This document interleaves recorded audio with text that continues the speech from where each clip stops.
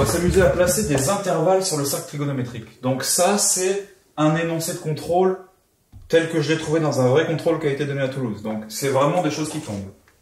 Donc sur le cercle trigonométrique, dans le sujet on vous donne le cercle, coloriez les arcs décrits par les intervalles suivants, i, moins pi sur 4, 5 pi sur 4, et j, 4 pi sur 3, 13 pi sur 6.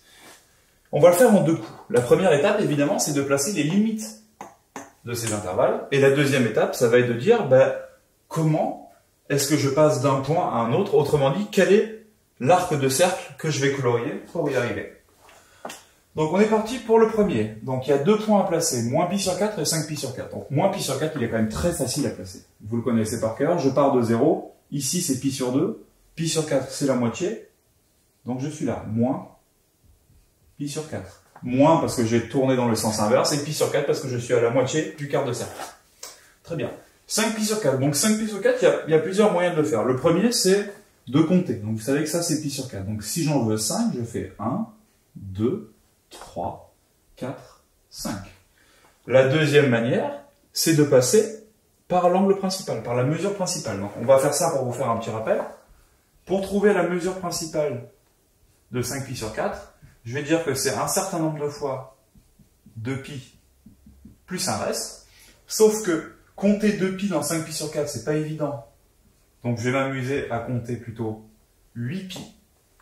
Combien de fois est-ce que je rentre 8pi sur 4 dans 5pi sur 4? Eh ben, on a envie de dire une fois 8pi sur 4, et il va me rester un reste négatif de 3pi sur 4. Donc j'ai juste à placer moins 3pi sur 4. Donc moins pi sur 4, moins 2pi sur 4, moins 3pi sur 4. Donc mon 5pi sur 4, il arrive ici. Si vous avez un doute sur cette vidéo, si ça ne vous dit rien, regardez la compétence précédente. Trouvez la mesure principale d'un angle.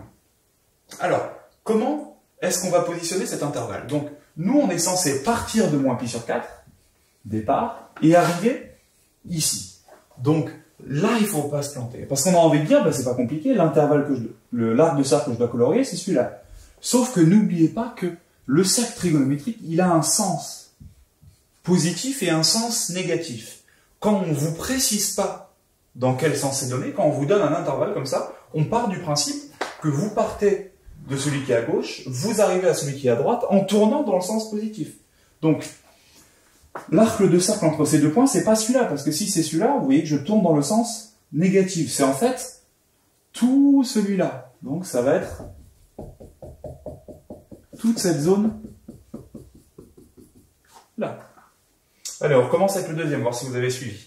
Donc, J, il vaut 4pi sur 3, 13pi sur 3. Donc moi, je vais refaire le coup de l'angle principal, donc de la mesure principale. 4pi sur 3, c'est un certain nombre de fois 2pi plus un reste. Je mets tout sur 3 pour que ça soit plus simple de savoir. Donc combien de fois je rentre 6pi dans 4pi? J'ai envie de répondre 0 et il reste 4pi sur 3, mais dans ce cas-là, je ne serai pas avancé. Je vais avoir écrit 4pi sur 3, c'est la même chose que 4pi sur 3. Donc je vais dire qu'il rentre une fois 6pi. Et comment est-ce que je retombe sur mon 4pi, sachant que j'ai une fois 6pi? Il ne faut pas ajouter, il faut soustraire 2pi sur 3. Si je fais une fois 6pi sur 3 moins 2pi sur 3, ça me fait 6pi sur 3 moins 2pi sur 3, 4pi sur 3. Donc le premier point, il est à moins 2pi sur 3. Donc moins pi sur 3, c'est ici, moins 2pi sur 3, c'est là. Donc ici, j'ai positionné 4pi sur 3. Je recommence avec le deuxième. 13pi sur 6. Je calcule sa mesure principale. Donc, combien de fois est-ce que je vais rentrer 2 fois 6, 12pi dans 13pi? Une fois. Et il va me rester pi sur 6. Du coup, je positionne pi sur 6. Pi sur 6, c'est le plus petit angle que vous connaissiez. Et il est ici. Je me repose la question, donc. Il ne faut pas écrire pi sur 6, il faut écrire...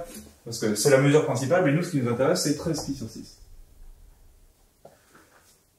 Donc 13